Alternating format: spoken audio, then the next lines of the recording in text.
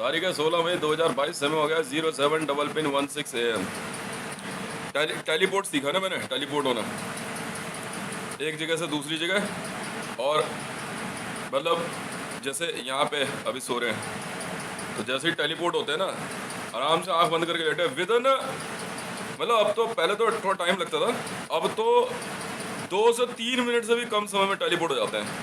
जुक ऐसा लगता है जैसे पता नहीं कितनी गहरी नींद में जाके उठे हों। अब फिर लगता है यार नींद टूट गई, नींद आ रही थी, नींद टूट गई। ये होता है टेलीपोर्ट होना।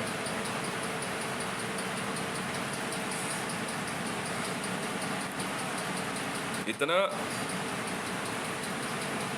वॉर इतनी आसान चीज नहीं होती। वॉर जन्म जन्म तक चलती है। एक बार शुरू हो जाए तो बंदे को मारते हुए जो है ना, एक डायमेंशन में नहीं मारते, कई डायमेंशन में मारना पड़ता है उसको। कई युगों तक मारते हुए जाना पड़ता है उसे, क्योंकि युग पार कराने हैं उसको। फिर एक टाइम ऐसा आता है जिसको, जो युगों के बीच में ना अंतराल कहते हैं उसे। कई युग होते हैं, उसे अंतराल बोलते हैं। अंतराल समझते हो? गैप। उस अंतराल में ले आके छोड़ दो उसको, जाना। और उस अंतराल को पार करने के लिए फिर वहां से जो है क्या कहते हैं, टेलीपोर्ट होते हैं सशरीर।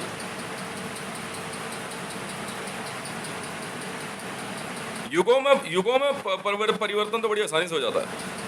वो तो जगह भी हो तब भी हो जाएगा।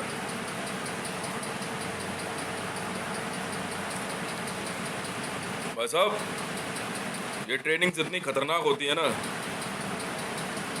समझ में आई? कल एक ट्रेनिंग खत्म हुई है, मुझे अभी बताया नहीं है कौन सी कराई है।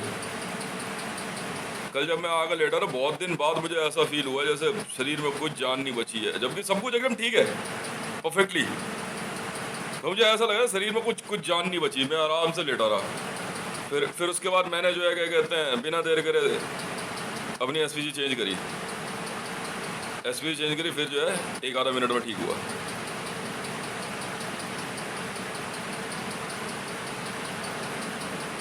मतलब जितनी बार भी ट्रेनिंग के आने के बाद, एक बार जब मैं गिरा ना इसी जगह, यहीं पे ऐसे ही लेटा हुआ था, ऐसे ध्रुव सोया हुआ था, मैं उधर से आया। वो तो शुक्र है मैं इधर खड़ा होकर के मैं बैठने वाला था और ऐसे लेटने की कोशिश कर रहा था मैं, ठीक है।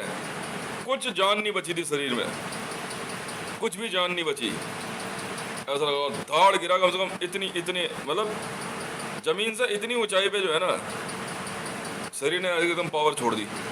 और बस सीधा हाथ मेरा ना, मैंने पहले बटन इस हाथ पे ले रखा था एसपीजी चेंज करने का, और मैं बिना देर करे किसी तरह हाथ इस पे लेके गया, लेटे जो है मैंने एसपीजी चेंज कर दी। फिर जा करके थोड़ी हिम्मत आई, फिर ठीक हुआ। फिर सरकते हुए ऐसे करके लेट गया आराम से। फिर आधे पौने घंटे बाद जो है फिर मैं ठीक हुआ। 2 बार पहले भी ऐसे हुआ। इतना बुरा हाल ना। टेलीपोर्ट जब होते हैं ना भाई साहब, ऐसा लगता है यूं मारता है सुख। ये क्या हुआ, नींद आई, टूट गई, और फिर उसके बाद फिर नींद आती है।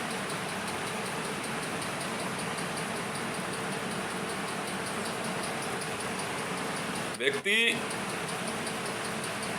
जिस कार्य में, जिसको एक बार जिसमें ड्यूटी लग जाए, अब बहुत समय पहले मेरी ड्यूटी लगी होगी किसी कार्य के लिए, अब तक चल रही है।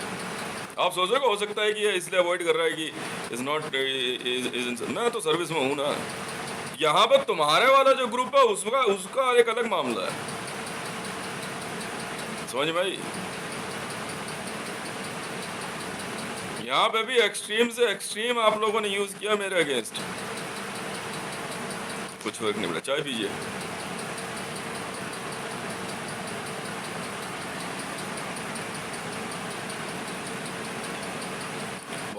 बहुत टफ होता है ये ट्रेनिंग्स जो होती है ना, बहुत टफ ट्रेनिंग्स होती हैं, समझ में आई? उसमें नहीं होता युगों में और वॉर जोन के अंदर जब बंदा एंटर करता है ना, ये मुझे महसूस हो रहा है कि जब वॉर जोन में जब आता ना तब बंदा टेलीपोर्ट होता है, चलते हुए महसूस नहीं होता। और उसके लिए ज़रूरी है कि आप एकदम कंफर्टेबली हो।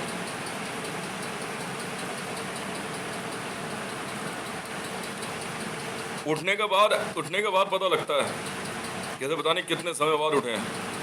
Energy best. चाय पियो या थोड़ा सा कुछ खा लो, फिर उसके बाद कमेंट उसको नहीं पता होता।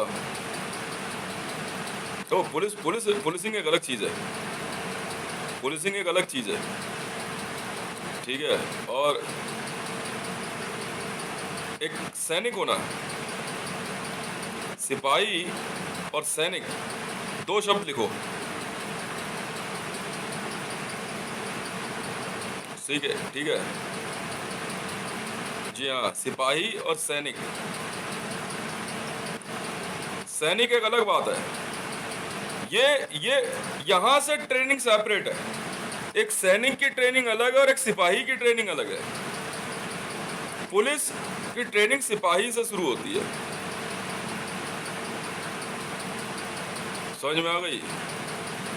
और सेना नायक, जो पूरी सेना, नायक मतलब जो उसको गाइड करता है, वो सैनिक से शुरू होती है। वो होती है वॉर जोन ट्रेनिंग। पुलिस का काम टोटल अलग है, एकदम डिफरेंट है। पुलिस सैनिक की तरह बिहेव नहीं कर सकता, सैनिक पुलिसिंग करा सकता है, क्योंकि वो पूरा उसका बॉडी जो ट्रेन किया गया है डिफरेंट है। सिपाही को हिंदी में इंग्लिश में क्या बोलेंगे?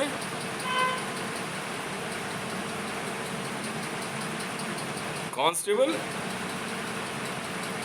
And Sonic is a soldier. No, constable not. No. Sipahi is what? Guard? No. क्या होगा सिपाही in English? Teleportation. मैं बहुत दिन से मैं कोशिश मैंने यार टेलीपोर्टेशन सीखनी है, टेलीपोर्ट होना, but from where to where,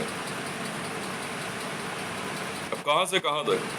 अब मुझे पता अभी मैं कहाँ से कहाँ टेलीपोर्ट हो रहा हूँ, ठीक है। पर टेलीपोर्ट होने के लिए ज़रूरी है कि इस जगह और उस जगह दोनों जगहों पे मेरा जो है रिसीवर होना ज़रूरी है। हु इज़ रिसीविंग मी? ज़मीन होगी, हवा होगी, पानी होगी, आग होगी, टेलीपोर्ट हो कहाँ रहा हूँ।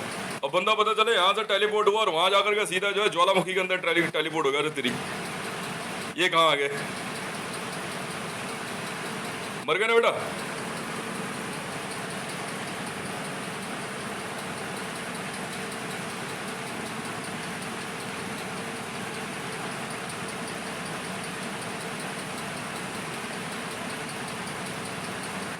ऐसी ट्रेनिंग्स है। अभी तो ब्रह्मांड पुराण शुरू हुआ है, तो पहले पढ़ा हमने कवच, कवच के बाद एक चैप्टर और पढ़ा था, और कल पढ़ा हमने जम्बूद्वीप वर्णन, भारत, ठीक है, भारतवर्ष के बारे में। यहाँ बहुत साफ सीधा से कहना है कि ट्रांसपोर्टेशन, टेलीपोर्ट होना एक जगह से दूसरी जगह, उसके लिए आपको दो शरीर चाहिए। कहाँ से लाओगे? एक प्रेजेंट से, एक पास्ट से, एक फ्यूचर से। तीन शरीर मिल सकते हैं। तो आपके पास 3 पॉइंट्स हैं, future, present and past. 3 point हो गए, ठीक है। पर एक जगह से दूसरी जगह जाने के लिए एक ट्रैक चाहिए।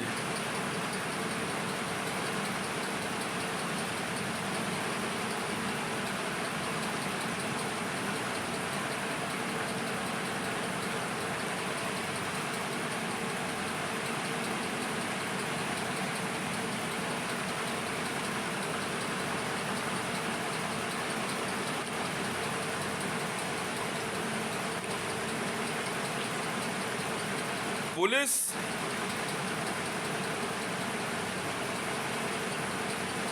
को, पब्लिक को इस प्रकार से मेंटेन करना है कि आपकी नौकरी ना चली जाए, बस। और कुछ याद मत रखना, आपको अपनी ड्यूटी इस तरह से करनी है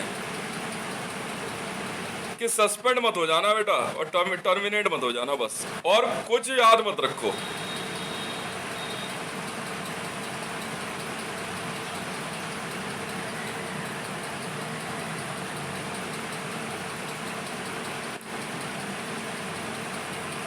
समझे?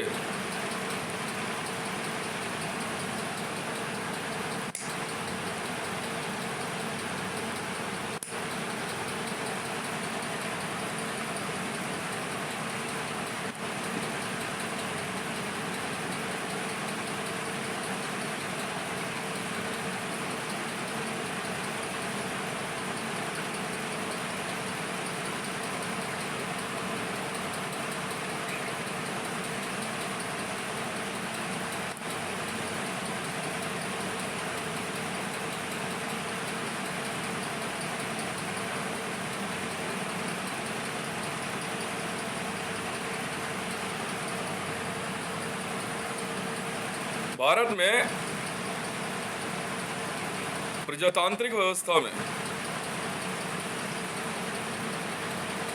चुनाव जीत के आने वाला पब्लिक ने एक व्यक्ति चुना, प्रधानमंत्री। मंत्रियों का प्रधान है वो, सिर्फ उसको उन मंत्रियों को गाइड करना है, उसको ध्यान रखना है कि उसका कोई मंत्री गलत तो नहीं जा रहा, ठीक है।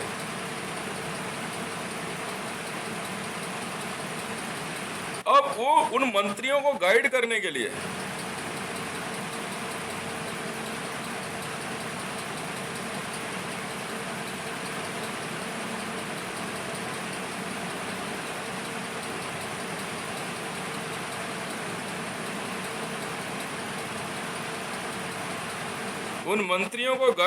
के लिए पुलिस चाहिए, प्रशासन चाहिए। पर प्रधानमंत्री अगर खुद पुलिस के बताए जाने पे कि जी ये खुद जो है क्या कहते हैं इस देश का अहित कर रहा है, तो ऐसे में प्रधानमंत्री नहीं लाना।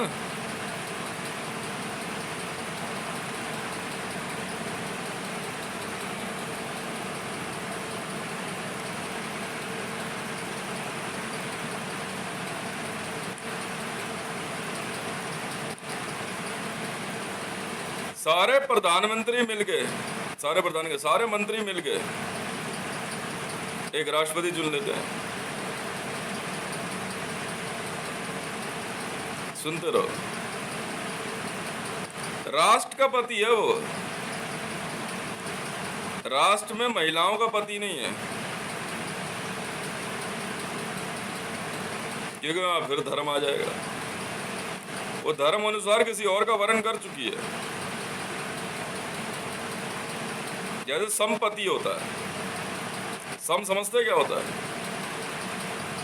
2 4 6 8 10, विसंपत्ति नहीं, संपत्ति। समझ में आई?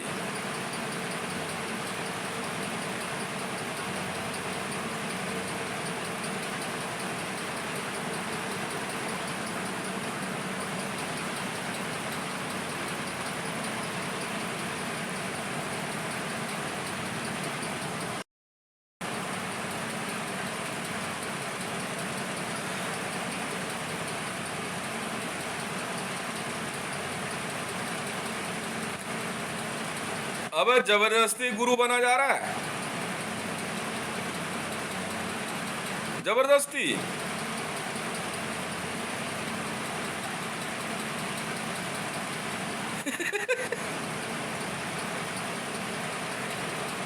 अजीब आदमी है यार।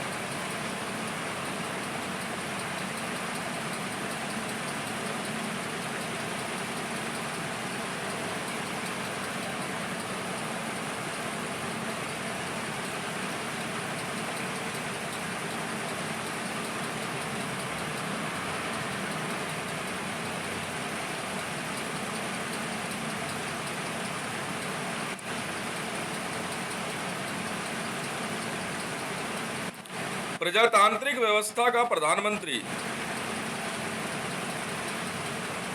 प्रजा का शोषण नहीं कर सकता, क्योंकि प्रजातांत्रिक व्यवस्था मतलब प्रजा द्वारा चुना गया है। आप प्रजा के प्रति उत्तरदायी हैं।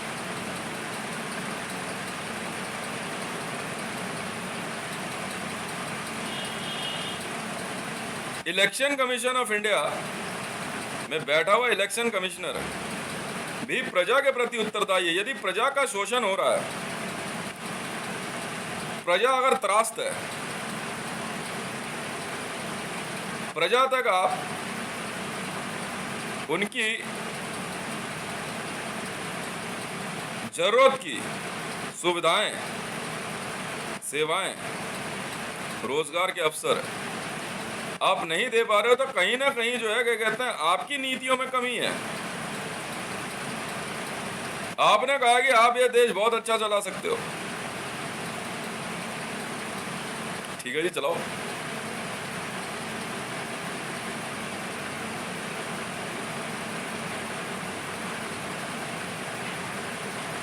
पर जब आप खुद भारतीय दंड संहिता की धारा 249 और 489 के उल्लंघन में पाए गए हो और उसकी अनदेखी स्वयं सर्वोच्च न्यायालय कर रहा हो, तो जांच तो बनती है भैया। ये जांच एजेंसियां किस लिए है? सीबीआई किस लिए बनाई गई? Central bureau of investigation. आप सैलरी ले रहे हैं, वेतन,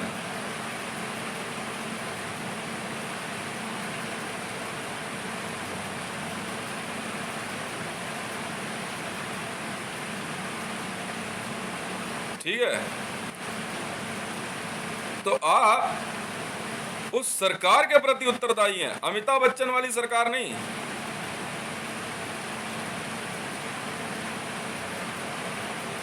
सरकार एक सिस्टम होता है, कोई जाति नहीं है कि उसी के लोग सरकार चलाएंगे।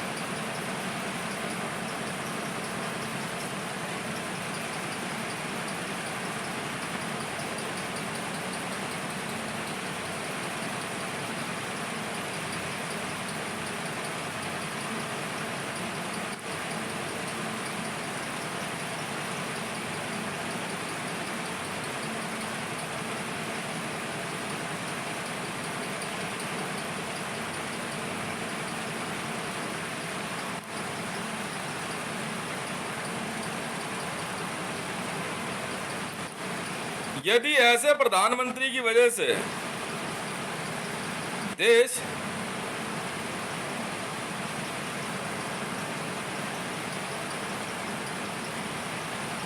की सैन्य शक्ति क्षीण होने लगे, तो जांच तो बनती है।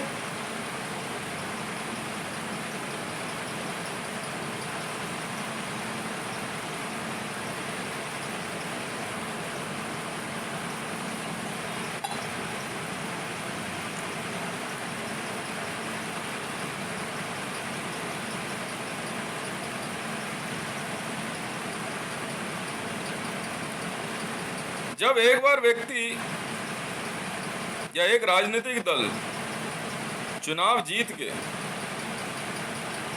देश संभालना शुरू करे, तो फिर उसके द्वारा सार्वजनिक रूप से राजनीतिक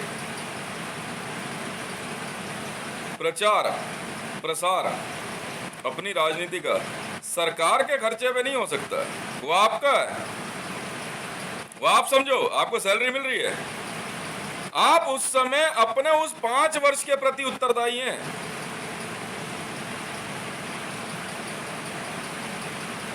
बल्कि होना तो यह चाहिए कि अगर आपने अपने किए हुए आपको दिए हुए 5 वर्ष के अंदर आपने कोई ढंग का कार्य नहीं किया है, तो अन्य राज्यों में भी आपको जो है चुनाव नहीं लड़ने दिया जाएगा। नहीं भैया नहीं, आप प्रतिबंधित हो।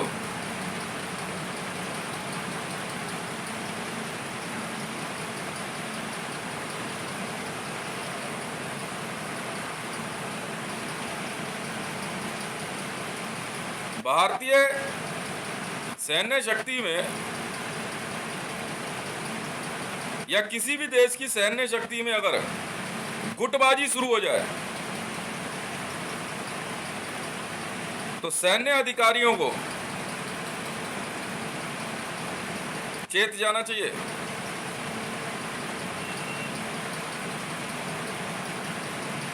कि ये गुटबाजी नहीं चलती है। बिना देर करे ट्रांसफर और डिस्प्लेसमेंट होती है, बिना देर करे फटाफट पूरी पुलिस को इधर से उधर फटाफट, ना सुनने पे सीधा फायरिंग स्क्वाड।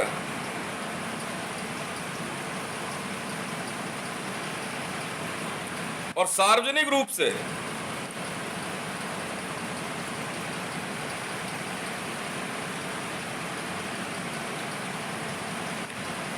यदि प्रधानमंत्री जो मंत्रियों का प्रधान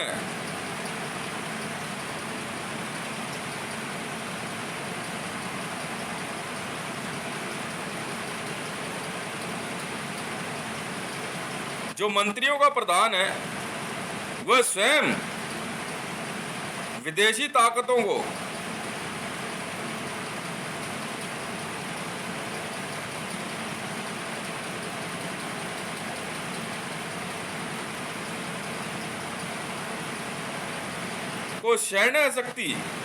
सैन्य शक्ति को कमजोर करने के लिए आमंत्रण दे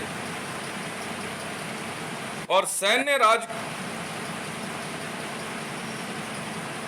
क्या कहते हैं, सैन्य राज जो होते हैं, राज क्या समझते हो, सीक्रेट्स, उनको सार्वजनिक कर दे। ऐसे में जांच तो बनती है।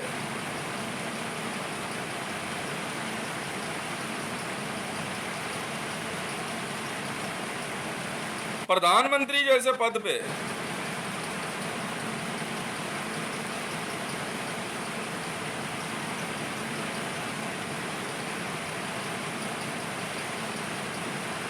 रह के अगर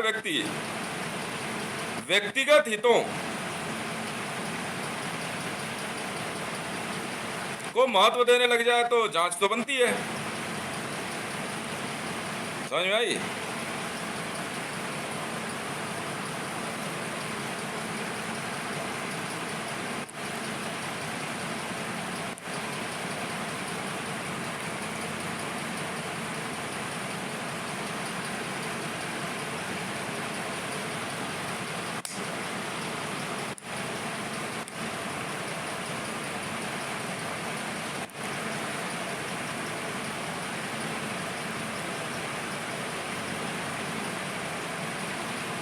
सेना का मनोबल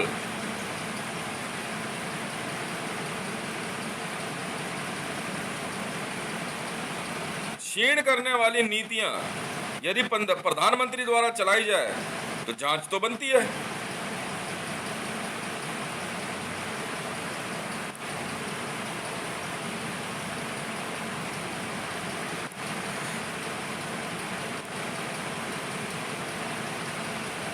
चाहे राष्ट्रपति हो, प्रेसिडेंट हो, ध्वज के प्रति उत्तरदायी है।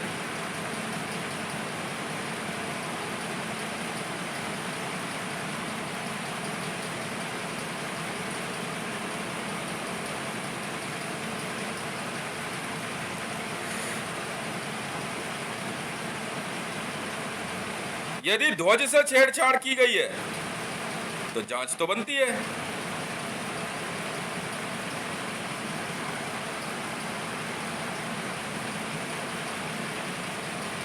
और यदि उसमें प्रधानमंत्री लिप्त पाया जाए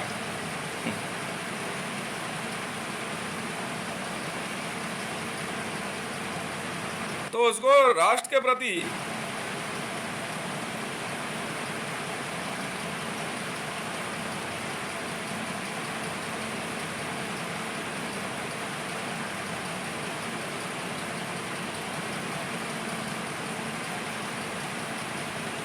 उत्तरदायी तो होना ही होगा,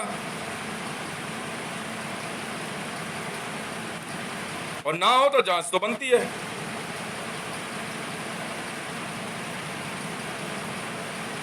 राजनीतिक दलों को क्यों गठन किया गया, मैं बताता हूं। प्रभु श्री राम के समय में जब कैकेयी द्वारा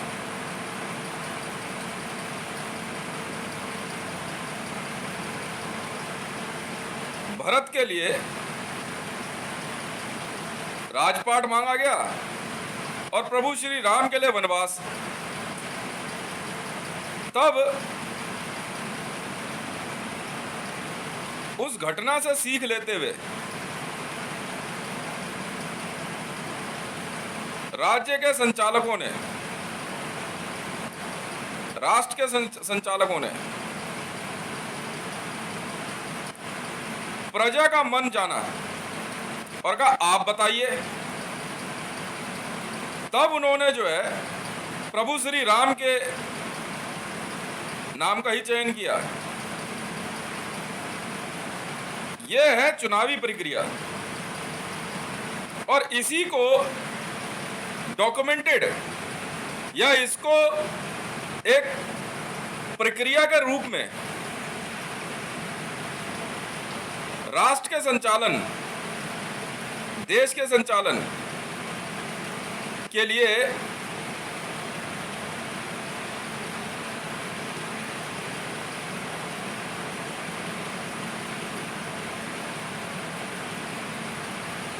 अपनाया गया कि कैकेयी जी मान ली बात आपकी, वो आपका व्यक्तिगत मामला है, महाराजा है, मान ली बात।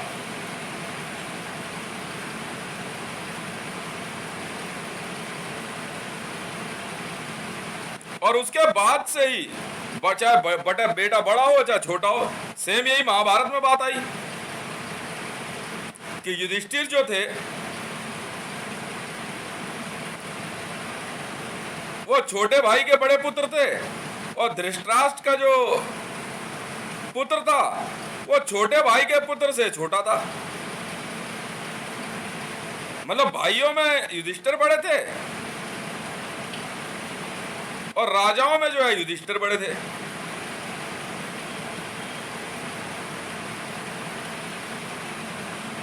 तो क्या कहते हैं आपका, धृतराष्ट्र बड़े थे, शांतनु से बड़े धृतराष्ट्र थे। तो यहां फिर वही चुनावी प्रक्रिया आ जाती है, भाई चुनाव करा लो।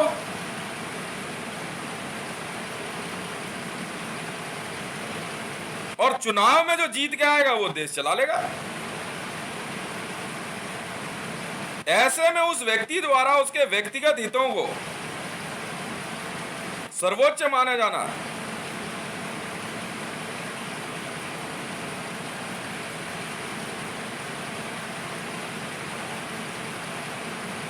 अपराध है।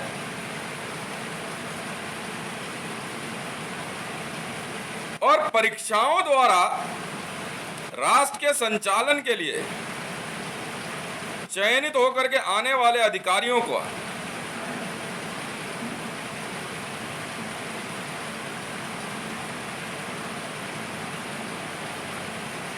इन चुनावी प्रक्रिया से आए व्यक्तियों के साथ व्यक्तिगत संबंध,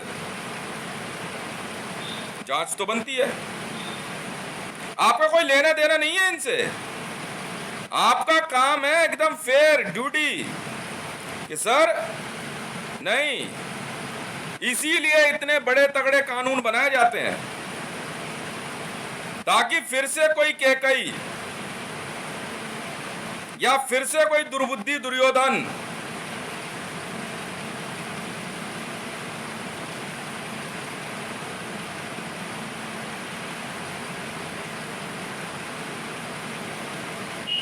पूरे राष्ट्र की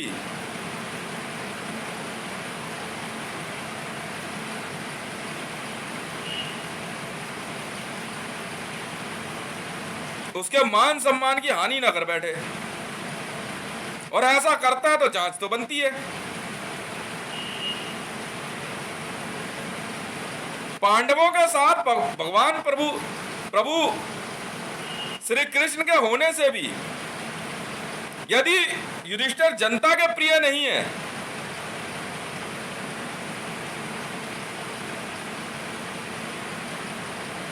तो फिर व्यवस्था प्रजातांत्रिक नहीं है।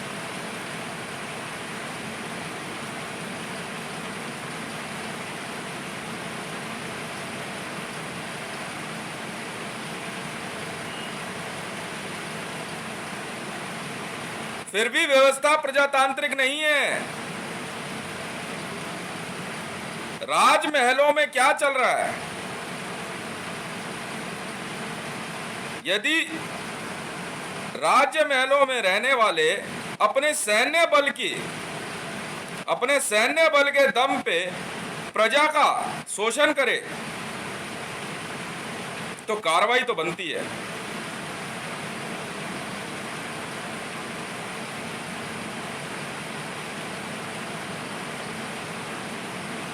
कर व्यवस्था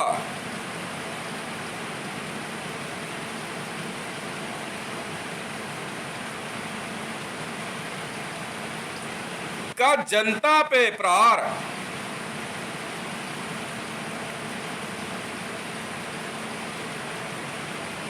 जनता का शोषण ही तो है।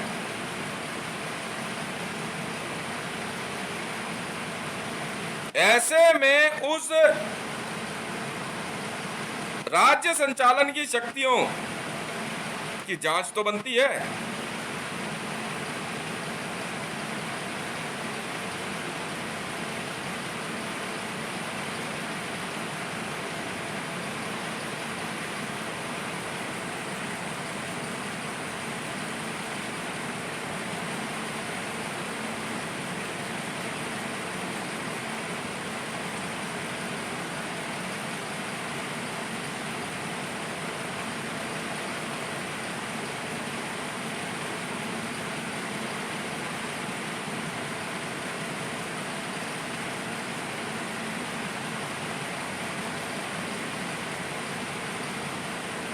कोई व्यक्ति आपराधिक प्रवृत्ति का है, मान लिया आपकी बात, परंतु वह जनता के प्रति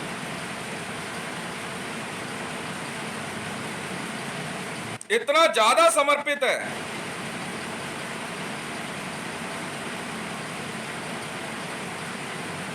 कि जनता फल फूल रही है, और एक व्यक्ति आपराधिक छवि का तो नहीं है, उसने कभी कोई अपराध नहीं किया है, परंतु वो जनता के प्रति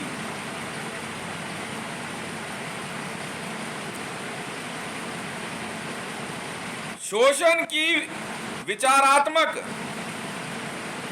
शोषण की व्यवहारिक शक्तियों का सृजन करते हुए राजपाट का संचालन करे, तो अब आप बताओ अपराधी कौन है?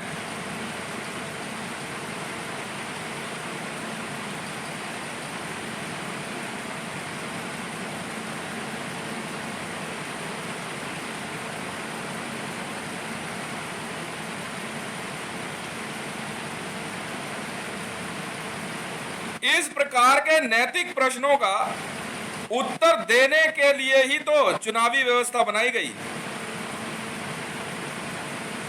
और ऐसे में जो है क्या कहते हैं, उस चुनावी व्यवस्था को सुचारू रूप से चलाने के लिए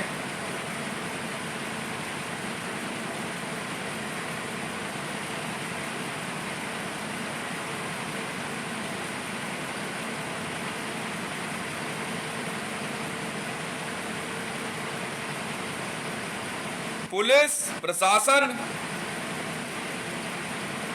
और उस दौरान देश की सीमा को सुरक्षित करने के लिए सैन्य बल,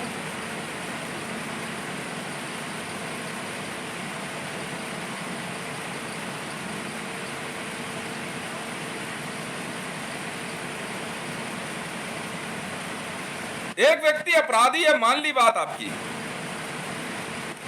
पर विधि विधान अनुसार वह अपराधी नहीं कहलाया जा रहा है। न्यायाधीश कह रहे नहीं, इसने अपराध नहीं किया है। ऐसे में यदि कोई एक विशेष वर्ग या संगठन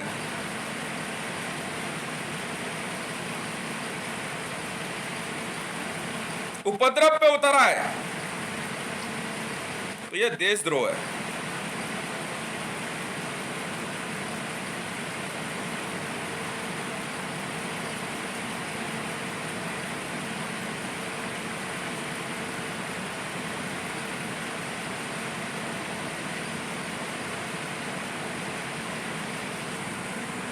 दुर्योधन जो थे, उनके पिता युधिष्ठिर के पिता से बड़े थे। बड़े बेटे का बेटा ही राजा बनेगा। देखिए, ये एक ऐसा राजनीतिक पेच फंसा हुआ है इन ग्रंथों में किसका जवाब दे पाना बड़ा मुश्किल है। पर यहां एक बात से हो सकता है, काबिलियत। जी हां, युधिष्ठिर जो थे वो शांतनु के बेटे थे, बड़े थे। और धृतराष्ट्र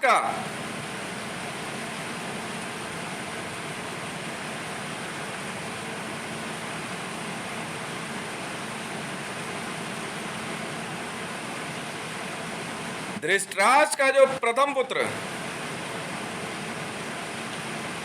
वो युधिष्ठिर से छोटा। अब अकॉर्डिंग टू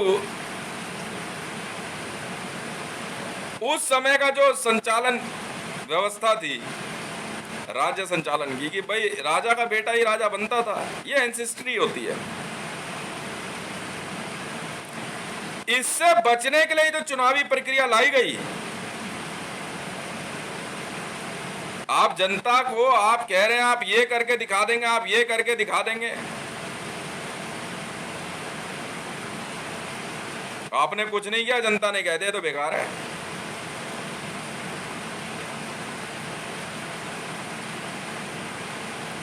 दुर्योधन द्वारा महल के अंदर चौसर की बिसात बिछाना पूरे राज्य साम्राज्य ने देखा। द्रौपदी के प्रति उसके मनोविकार को पूरे राज्य और साम्राज्य ने देखा। जुआ खेलने वाले तो पांडव भी थे, जुआरी पांडव भी और जुआरी कौरव भी। और जुआ चलवाने वाले महाराज धृतराष्ट्र भी, और पितामह भीष्म में कृपाचार्य, द्रोणाचार्य और सारे गुरुजन भी। अगर उस समय दिल्ली पुलिस वाले होते ना तो सब पिटते।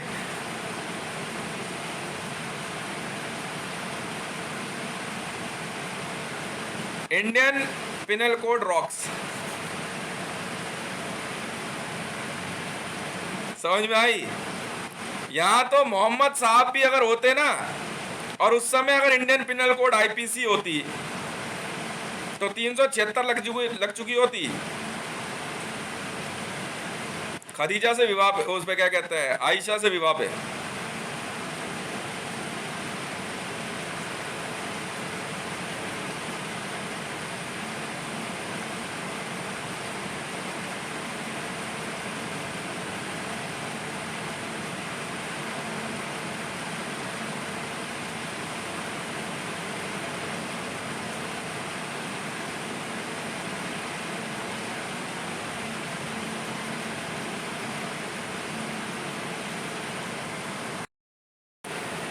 मतलब कितनी अचंभे की बात है कि प्रभु श्री कृष्ण ने पूरी महाभारत में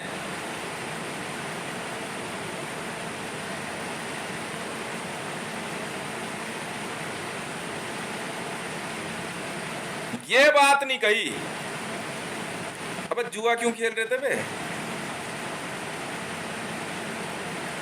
तो नेशनल सिक्योरिटी गार्ड सुदर्शन चक्र बटालियन, तुम तो साइड खड़े हो जाओ।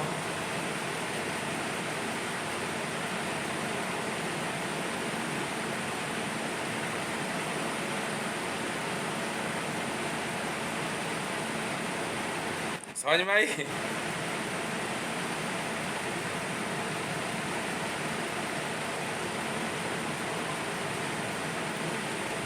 अरे यार, राजमहल के अंदर राजा खुद जुआ चलवा रहा है। क्या बाप है धृतराष्ट्र, और दुर्योधन जुआ खिलवा रहा है, क्या बेटा है। और शकुनी जो है पासे फेंक रहा है, क्या मामा है।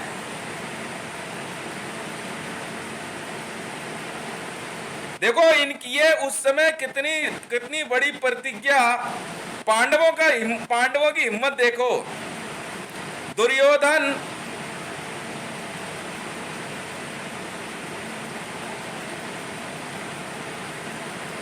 दुर्योधन जो है,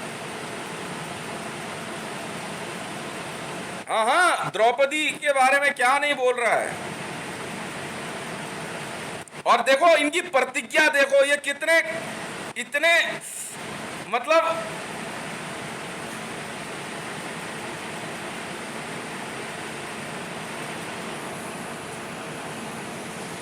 नियमों का इतना पालन करते कि जुए का नियम का पालन कर रहे हैं 5 महापांडव। अब वहीं वहीं कूट गिरते यार।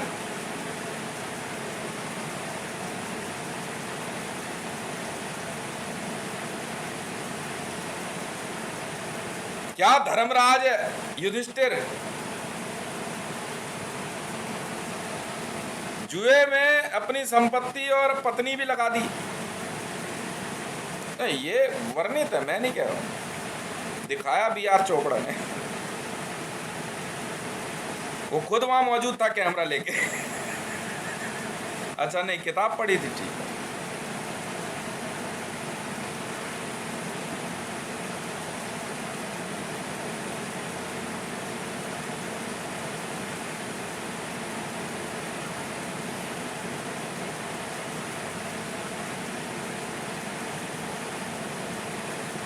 और दुशासन को लाने दिया जाता है द्रौपदी को, बाल पकड़ के घसीट के।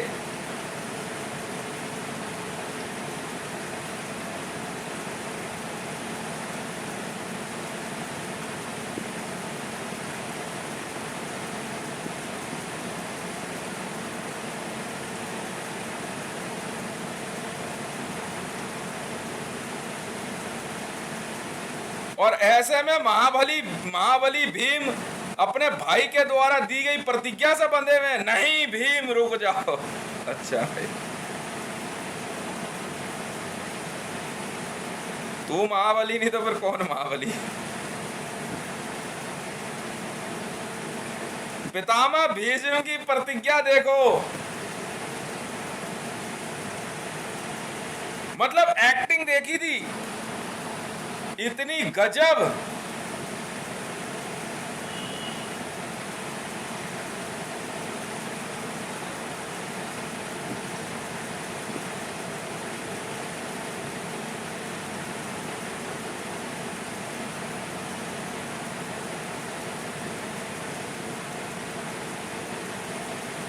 कि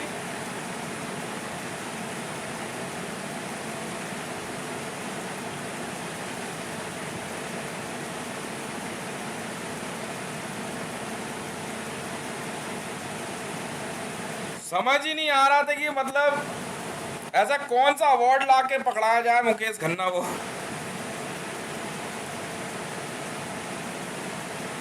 क्या कैरेक्टर है पितामह भीष्म।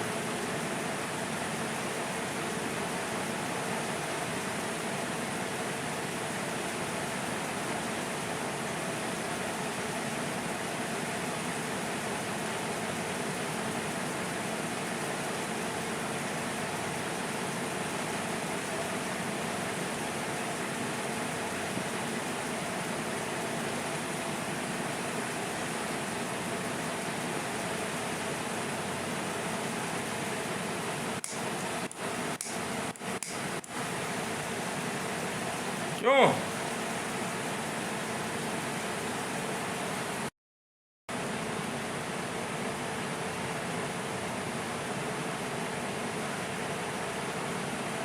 और उस राज्यसभा में खड़े सैनिकों को देखो क्या प्रोटोकॉल से बंधे हुए हैं, जुआ चल रहा है।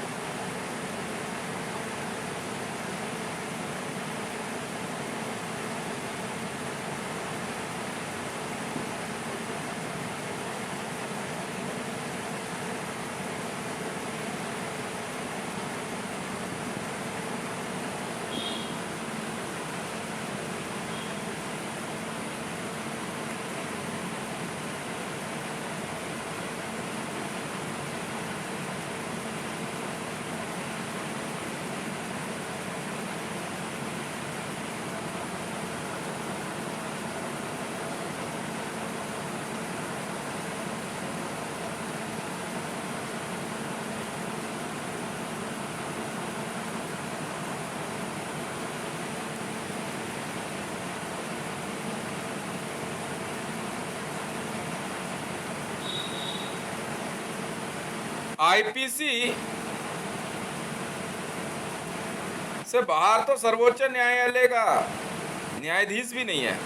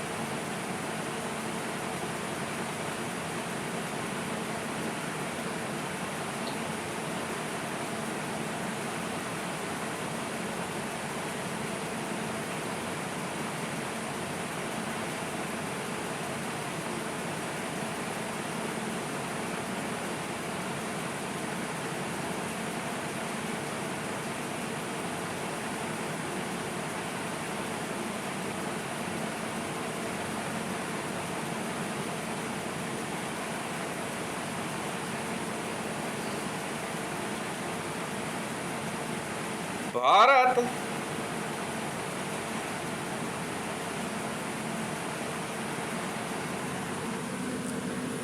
श्री ब्रह्मांड महापुराण के 18वें अध्याय, महाभारत में भी 18 अध्याय हैं शायद।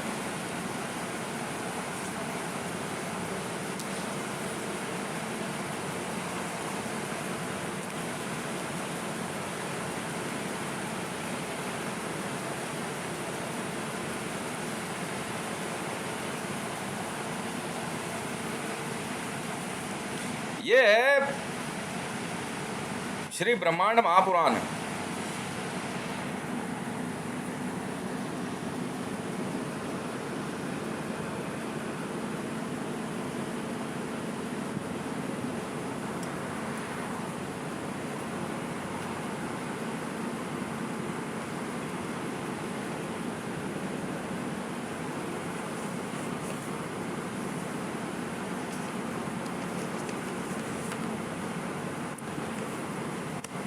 श्री ब्रह्मांड महापुराण ऑफ महर्षि व्यास वेद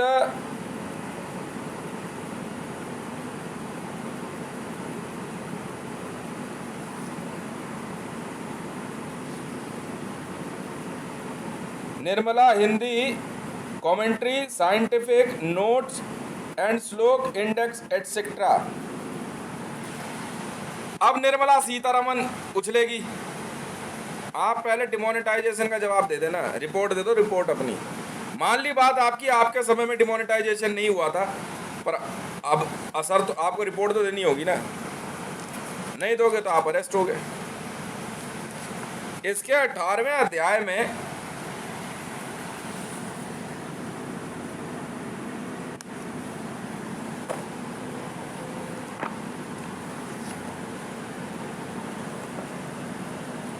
जम्बू द्वीप वर्णम नाम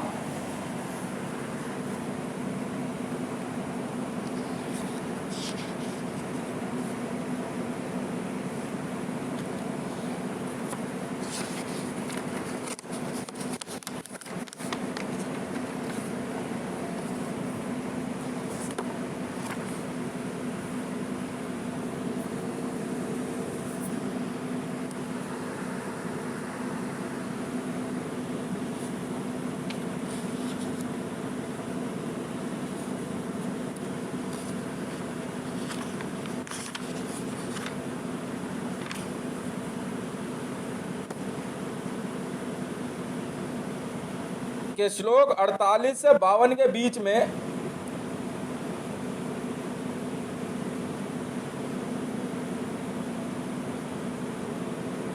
भारत शब्द आता है। ये मैं बताऊं कि पहले किस भारत शब्द है या नहीं है। ब्रह्मांड महापुराण में बता रहा हूं मैं, ये ब्रह्मांड महापुराण में के पेज नंबर 146 में भारत साफ लिखा हुआ है।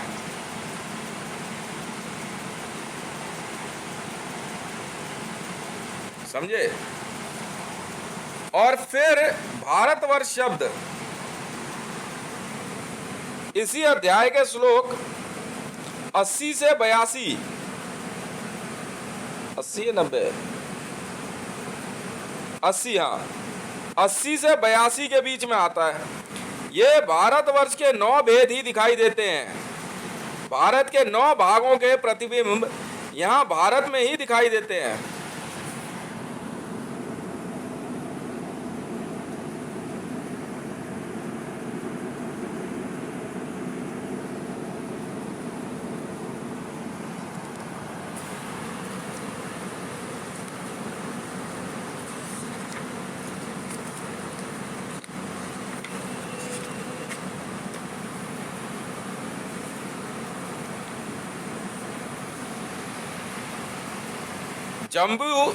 जम्बू द्वीप वर्णम। जम्बू द्वीप पता है क्या है? यह जितने भी आपके महाद्वीप है ना, ये सब जम्बू द्वीप ही है।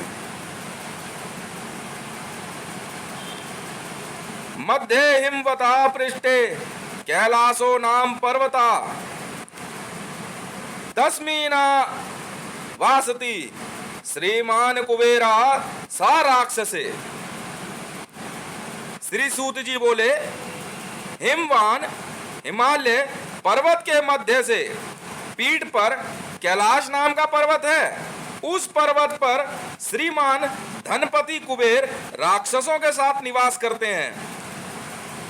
अलकाधिपति यहाँ वहां अप्सराओं के साथ आनंद लिया करते हैं।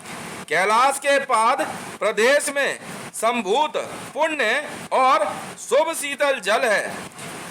मंद नाम से कमलों वाला सरोवर है। उस दिव्य सरोवर में शुभ मंदाकिनी नदी उत्पन्न होती है। उस नदी के किनारे पर दिव्य विशाल नंदनवन है। कैलाश के पूर्वोत्तर से सभी दिव्य औषधियों वाला पर्वत है। वह पर्वत रत्नों और धातुओं से युक्त है, जो सुंदर शुभ रत्नों से समान विचित्र हैं, तथा उसका नाम चंद्रप्रभा है। उसके पाद प्रदेश में महान दिव्य स्वाच्छोद नामक सरोवर है। उस दिव्य सरोवर में स्वेच्छेदा नामक नदी निकलती है। उसके तीर पर अत्यंत दिव्य चैत्र रथ नाम का शुभ वन है। उस कैलाश पर्वत पर मणिभद्र अपने अनुचरों के साथ निवास करता है। क्रूर यश सेनापति कुबेर अपने गोई आंखों से गिरा हुआ रहता है। वहां पर पुण्य मंदाकिनी नदी स्वच्छ जल वाली है।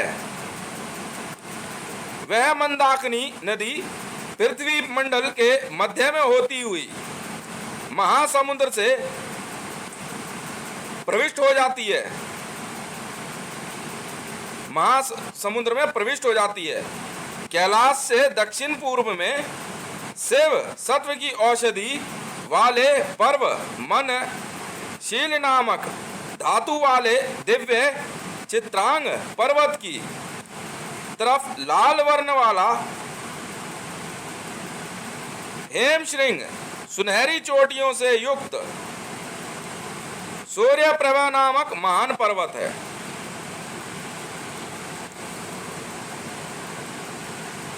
अब समझे, इस अध्याय में जम्बू द्वीप वर्णम नाम के इस अध्याय में जम्बू द्वीप के बारे में सब कुछ वर्णित है। ये द्वीप बताया गया है। इसी में भारत नाम की एक नदी भी है। जी हाँ,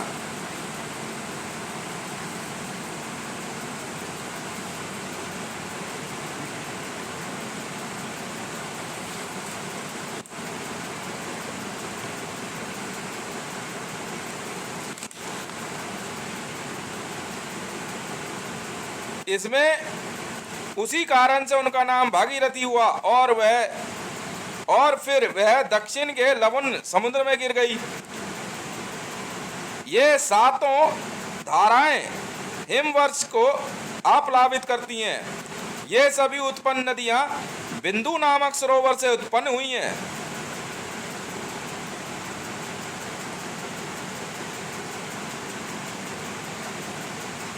अनेकों मलेच्छ प्राय देशों को अपलावित करती हुई वहां जाती है, जहां पर वासव इंद्र मेघ बरसाते हैं।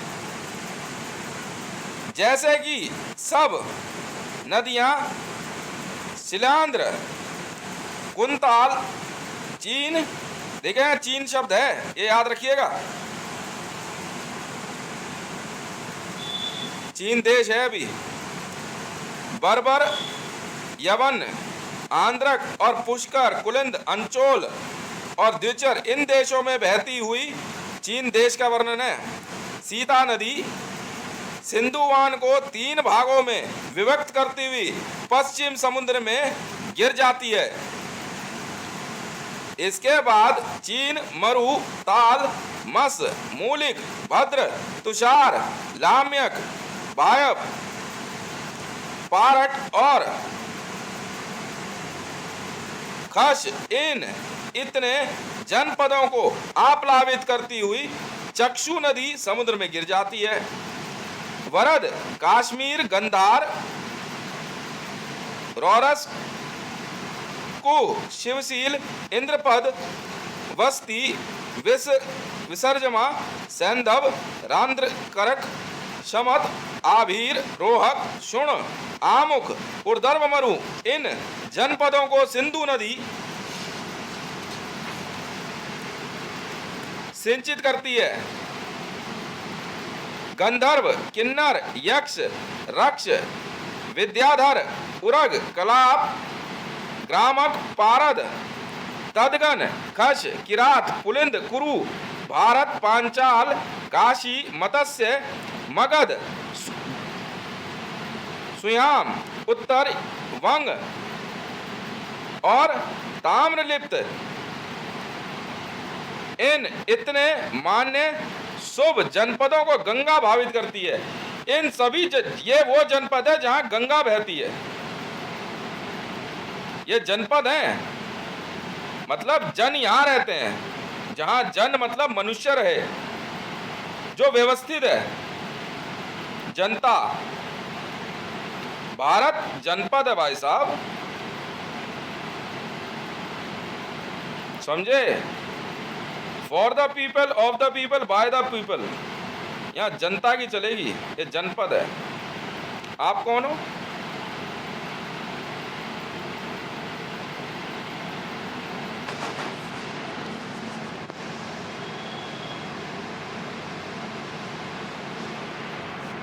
उसके बाद यह गंगा विंध्य पर्वत पर टकराकर लवण समुद्र में गिर जाती है।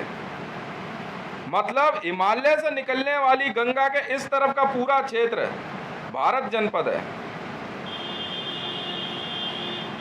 और चीन देश है।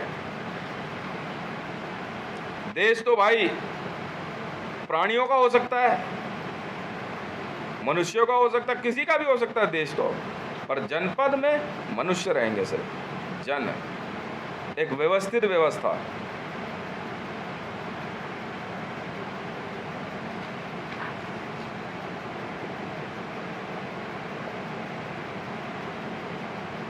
सोमक वराह नारद पर्वत हैं जो पश्चिम दिशा में आयताकार फैले हुए लवण समुद्र में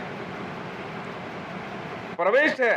चक्र, बलाक और जो मेनाक पर्वत हैं वे सब महापर्वत दक्षिण समुद्र तक आयताकार फैले हुए हैं। चक्र और मेनाक पर्वत के मध्य में दक्षिण दिशा की ओर वहां पर संवर्तक नाम का अग्नि है।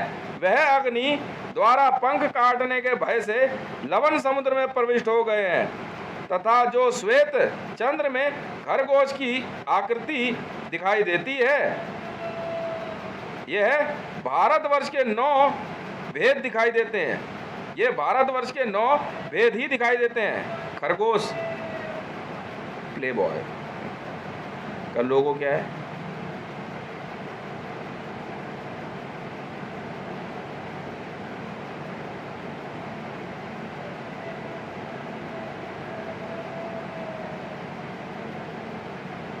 ये भारत के 9 भागों के प्रतिबिंब यहाँ भारत में ही दिखाई देते हैं, अन्यत्र कहीं भी चंद्रमा के उदय होने पर नहीं दिखाई देते हैं। चंद्र देश, जी हाँ, चंद्रमा के उदय होने पर रात्रि में भारत नहीं है, अर्थात अमावस। इन देशों के वासी आरोग्य, आयु, धर्म, अर्थ और काम आदि गुणों से उत्तरोत्तर पूर्व देशवासियों की अपेक्षा अधिक समृद्ध हैं। इस प्रकार उन देशों में अनेकों जातियों के प्राणी निवास करते हैं। इस प्रकार यह पृथ्वी संपूर्ण विश्व को धारण करती है। अब यहां हम साइन कर देते हैं, भेज देना भाई आईसीजे में वीडियो, और साहब समझा लो इनको, इस जोइश को मार मूर देंगे।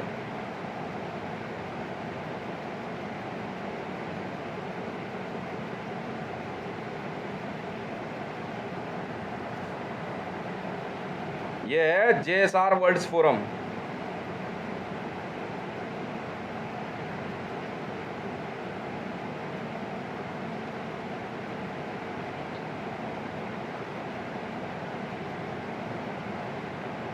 धन्यवाद।